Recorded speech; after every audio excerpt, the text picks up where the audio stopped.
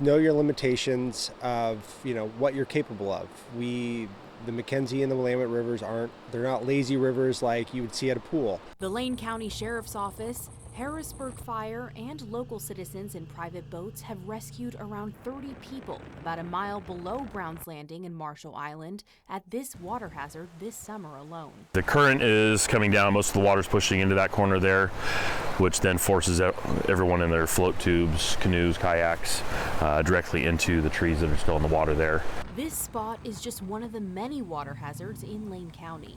The Oregon State Marine Board wants everyone to be aware of the hazards and be familiar with the stretch of water you want to recreate on. At most boat ramps, you'll find a QR code that will lead you to known water obstructions across the state. The Deputy Sheriff's Office says it's important to at least be aware of them. You can also head to the Oregon State Marine Board website for the same information. Both offer photos with locations. Deputy Sheriff Eric Churchill says that if you do get stuck, you should hold on to a large branch and try to get some footing under you. Now, the good news is that water is at the lowest point of the season this Labor Day weekend, meaning hazards are easier to spot. And possible Labor Day rain doesn't make the water more dangerous, but thunder and lightning could pose a threat. Most importantly, wear a life jacket. The Coast Guard classifies kayaks, canoes, and paddleboards as boats, meaning that they all require life jackets. Those who are under 13 are required to wear a life jacket.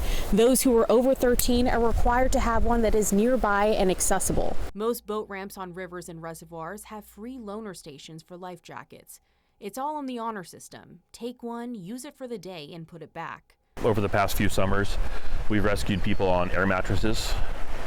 A lot of people will stop at the store on their way to the river, and they'll pick up just the float tubes that you might see in the pool.